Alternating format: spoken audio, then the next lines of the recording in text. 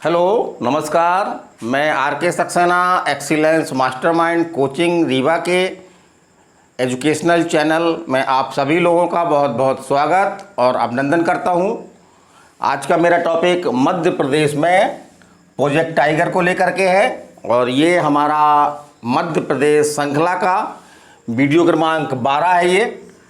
तो इसे आप देखें और बताएं कैसा है। ख़ास तौर से एमपीपीएससी, पुलिस और व्यापम जैसे एग्ज़ामों को लेकर के ये मैं वीडियो बना रहा हूँ, तो आप लोग लाभान्वित हों। तो आज हम बात करने वाले हैं टाइगर प्रोजेक्ट के बारे में। तो टाइगर प्रोजेक्ट योजना से एग्ज़ाम में क्वेश्चन आते हैं आपके। तो बाघ हमारा राष्ट्रीय पशु है, तो उसी के संरक्षण के लिए जो है ये टाइगर प्रोजेक्ट योजना शुरू की गई है। तो चलिए हम इसके बारे में थोड़ा सा जान लें।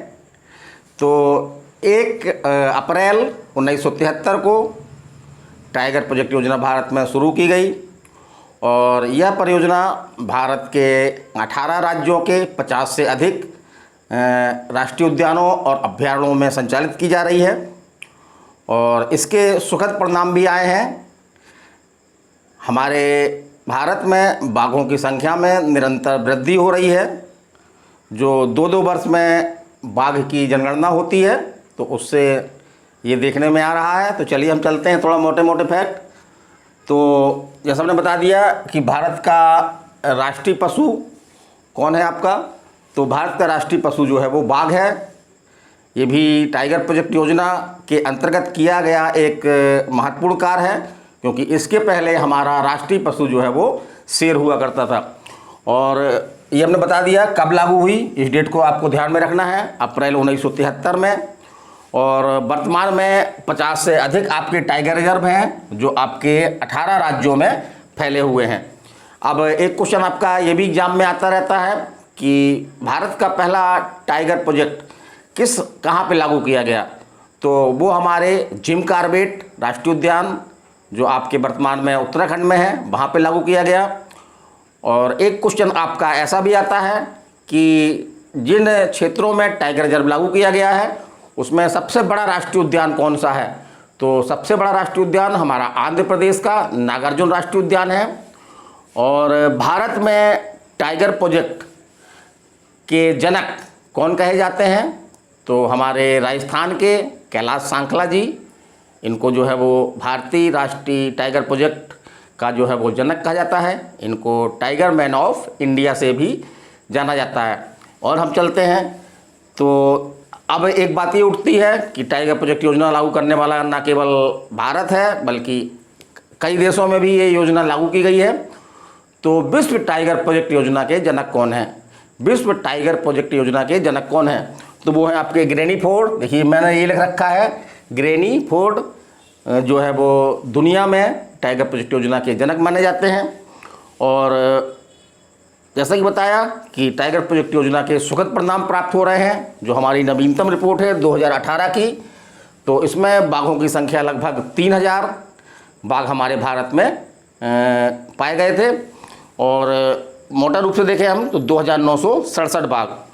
और एक क्वेश्चन आपका इससे भी बनता है कि विश्व बाघ दिवस कब मनाया जाता है, तो विश्व बाघ दिवस आपका मनाया जाता है 29 जुलाई को। कब मनाया जाता है आपका, 29 जुलाई को, तो उसकी याद रखिएगा।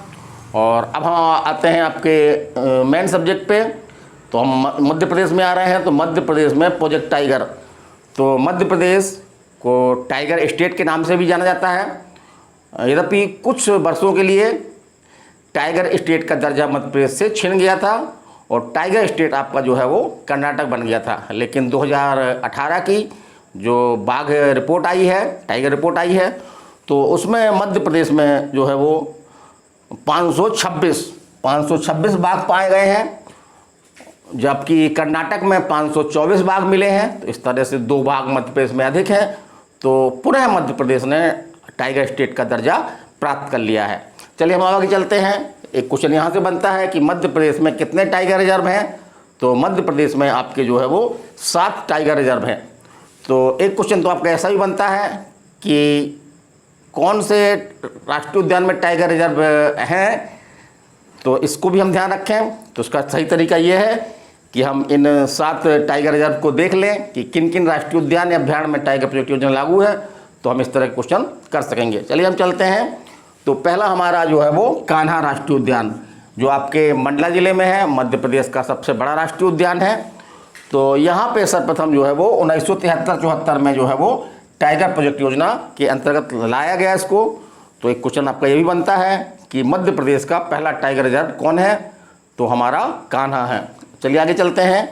पेंच राष्ट्रीय उद्यान, यहाँ पे भी टाइगर प्रोजेक्ट योजना है आपकी। ये आपका सिवनी और छिंदवाड़ा में फैला हुआ है और 1992 में यहाँ पे कब लागू की गई, 1992 में टाइगर रिजर्व यहाँ पे बनाया गया इसको। और अगला चलते हैं हम, तीसरा हमारा है बांधवगढ़।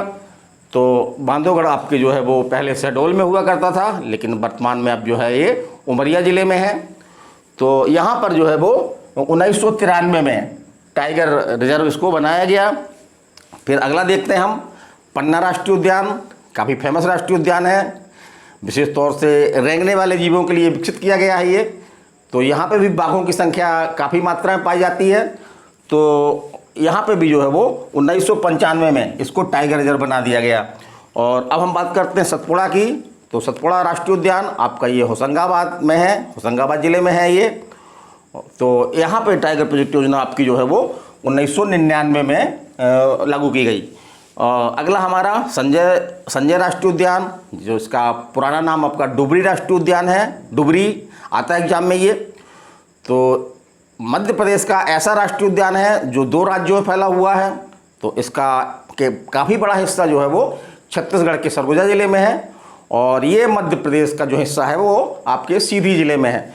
तो यहाँ पे भी 2008 में टाइगर प्रोजेक्ट योजना लागू की गई।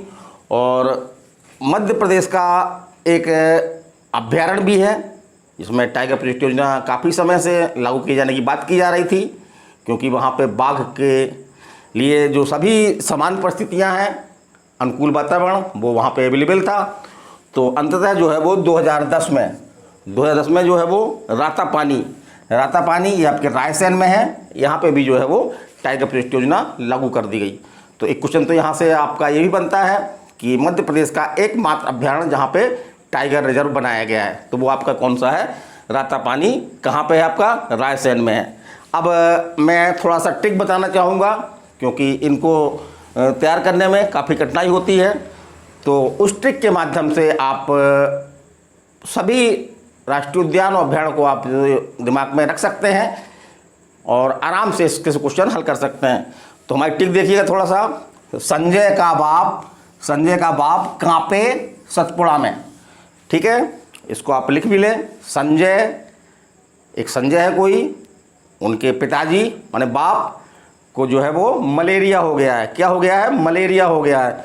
तो वो सर्दी के मारे कांप रहे हैं। वो भी कहाँ गए थे, सतपुड़ा गए हुए थे, तो वहाँ पे कांप रहे हैं। तो उसी से हमने लाइन बनाई है, संजय का बाप कांपे सतपुड़ा में। तो इसमें आपके राष्ट्रीय उद्यानों के नाम छुपे हुए हैं। तो चलिए हम देखते हैं। संजय, पहला आपका संजय, तो इससे आपका हो गया संजय राष्ट्रीय उद्यान का हमारा साइलेंट है। फिर बाप में बड़ा बाप से बन गया आपका, बा से बन गया बांधवगढ़ राष्ट्रीय उद्यान। फिर आपका बाप लास्ट में आता है पा, तो पा से बन गया आपका पन्ना राष्ट्रीय उद्यान। क्या बन गया, पन्ना राष्ट्रीय उद्यान। और कांपे, तो कां से बन गया आपका कान्हा राष्ट्रीय उद्यान, जो मध्य प्रदेश का पहला टाइगर रिजर्व है। और पे से बन गया आपका पेंच राष्ट्रीय उद्यान, जो आपके सिवनी छिंदवाड़ा में है। फिर आपका सतपुड़ा, तो सतपुड़ा आपका पूरा नाम आ रहा है इसमें। तो सतपुड़ा राष्ट्रीय उद्यान आपका जो है वो कहाँ पे है, होशंगाबाद में है। तो इस तरह से आप याद रख सकते हैं। अब बात रही हमारी ये 7 में जो अभ्यारण्य है आपका रातापानी अभ्यारण्य, तो उसको आप कैसे याद रखें। तो एक चीज़ समानता देखी जाती है कि शेर जो है वो बाघ दिन भर सोते हैं और रात के निकलते हैं और रात के ही जो है वो पानी पीते हैं। तो बाघ जो है वो रात के पानी पीते हैं, बाघ रात के पानी पीते हैं। तो बाघ परियोजना है यहाँ पर। तो रात के पानी पीते से हम बना लें रातापानी, रात पानी पीने से हम क्या बना लेंगे, रातापानी। तो इस तरह से हम याद रख सकते हैं। तो बस ये छोटा सा मेरा वीडियो था और विशेष उद्देश्य से लॉकडाउन का समय चल रहा है हम निसंदेह रूप से हमारी पढ़ाई जो है में व्यवधान आ रहा है और कुछ हम डरे हुए भी हैं, तो बिल्कुल डरने की ज़रूरत नहीं है। बुरा वक्त जो है वो बहुत जल्दी निकल जाता है, बुरा वक्त जो है वो बहुत जल्दी निकल जाता है। तो मेरा ये छोटा सा वीडियो आपको कैसा लगा कमेंट ज़रूर करिएगा, और अगर अच्छा लगे तो इसको शेयर करिए, सब्सक्राइब करिए, और कमेंट में आप हमको बता सकते हैं कि आप किन विषय पर वीडियो चाहते हैं, तो मैं कोशिश करूंगा कि उसी विषय पर वीडियो बनाऊं। तो मैं RK सक्सेना, हाँ एक चीज़ और बता दूं कि आज ही मैंने एक वीडियो अपलोड किया है, वो आपके टाइगर के बारे में ही है, लेकिन वो टाइगर हमारा जो है वो वाइट टाइगर है। तो वाइट टाइगर मध्य प्रदेश के रीवा ज़िले में ही पाया गया था और उसका नाम था मोहन। तो एक कहानी के रूप में हमने उसको एक वीडियो बनाया है, तो उसको भी आप देखें।